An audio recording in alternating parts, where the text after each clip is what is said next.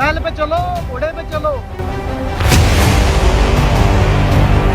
तो क्या आम जनता के लिए अलग सड़क है और बीजेपी वालों के लिए अलग सड़क है?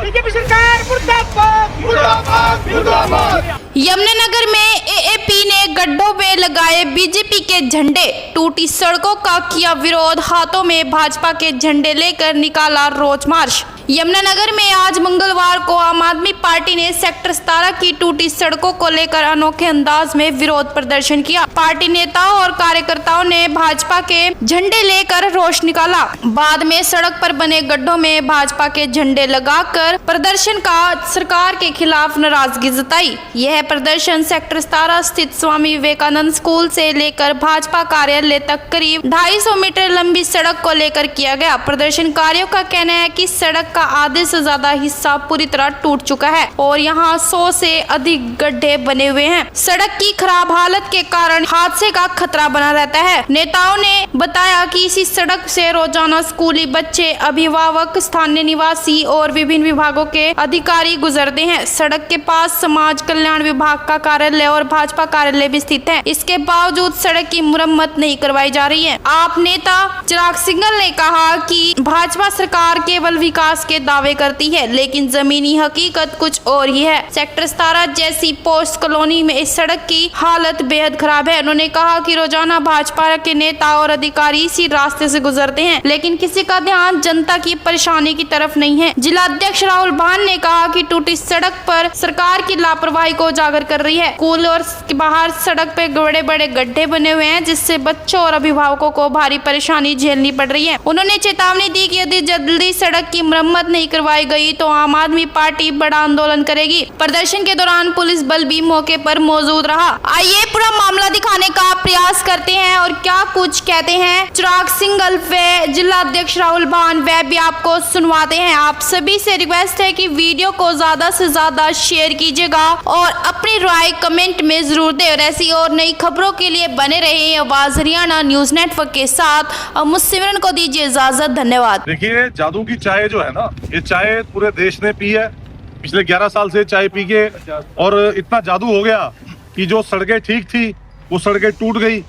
और पहले ये हुड्डा के अंडर एरिया आता था और अब इसको नगर निगम, जो हम नरक निगम बोलते हैं जिसको, उसके अंडर चला गया। तो नरक निगम ने इसको नरक बनाने में कोई कमी तो छोड़ी नहीं है। और झंडा बीजेपी का इसलिए लगाया है कि कम से कम बीजेपी वालों को शर्म तो आए कि बीजेपी का यमुना कमल यहीं पे है। और अभी जब हम लोग आ रहे थे तो कुछ देर पहले ही राजेश सप्रा जी, जो बीजेपी के जिला अध्यक्ष है, वो यहाँ से गुजरे और वो रोज यहीं से गुजरते होंगे।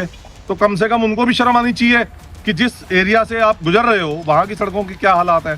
और आप यमुना कमल के बाहर की भी सड़क दिखाइएगा, वो बिल्कुल फर्स्ट क्लास टिंच पड़ी हुई है। एक सिंगल गड्ढा उस यमुना कमल के सड़क के बाहर नहीं है।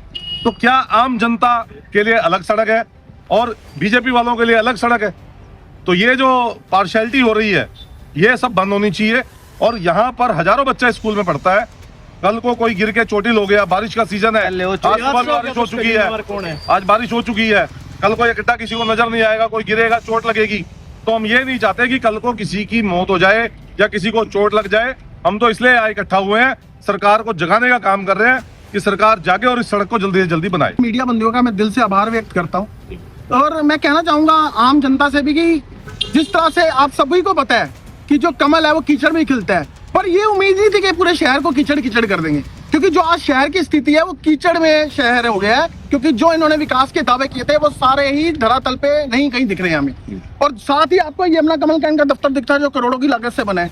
तो उनको शर्म आनी चाहिए कि आप जनता का गाढ़ा टैक्स का पैसा इस तरह की एक्टिविटीज पे जाया कर रहे हैं, जबकि यहाँ पे आपके सामने एक सड़क ऐसी टूटी हुई है जहाँ पे हजारों बच्चा यहाँ पे स्कूल में आता है। और मेरे सामने परसों एक बुजुर्ग अपने पोते को लेने आया था और वो बड़ी बुरी तरह से यहाँ पे इस गड्ढे में गिरा, जिसके बाद इस प्रदर्शन की नींव रखी गई थी और हमारे साथियों से विचार विमर्श करके आज ये प्रदर्शन किया गया। अच्छा जी, ये तो ना, ये क्या करेंगे, ये सड़क की अब मोदी जी ने कह दिया तेल है नहीं और एक सुनारों के लिए कह दिया कि सोना ना खरीदो, तो इसका गोहर बनाएंगे जी। जो गोहर होते थे पहले, कच्चे गोहर होते थे, इसमें बैल चला करेंगे। और ये जो कारें खड़ी हैं यहाँ खुंटे गड़ेंगे, ये सब कारें बेच बूझ के बैल और अपना घोड़े गाड़े ले लेंगे। क्योंकि देश में तेल तो मतलब मोदी जी करेंगे तेल तूल नहीं है, आप जितना तेल बचा सकते हो बचाओ बैल पे चलो, घोड़े पे चलो। तो ये सड़क की जरूरत क्या है मेरे ख्याल से?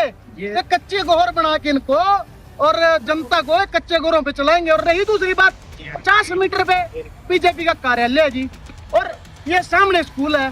तो किसी बड़े हादसे का इंतजार कर रही है क्या बीजेपी सरकार? जो हमारे जिले का प्रशासन है, कोई बड़े हादसे का इंतजार कर रहा है क्या? भाई साहब, आपको पता है कि ये बीजेपी की सरकार चल रही है और लगभग 12 साल हो चुके हैं, और ये कहते हैं हमारी ट्रिपल इंजन सरकार है, 4 इंजन सरकार है। इनके सारे इंजन यहाँ इनके दफ्तर के पास ही फेल होते नजर आ रहे हैं। इस रोड से सैकड़ों एडवोकेट्स गुजरते हैं, हजारों बच्चे गुजरते हैं। बीजेपी के छोटे से बड़ा पदाधिकारी जिन्होंने अपनी गाड़ियों पे लगवा रखा है, मंत्री, महामंत्री, जिला मंत्री, संगठन मंत्री, जिला अध्यक्ष, सारे यहाँ से गुजरते हैं। क्या इन्हें दिखाई नहीं देता? ये तो वो बात हो गई भाई साहब, दिए तले भी अंधेरा।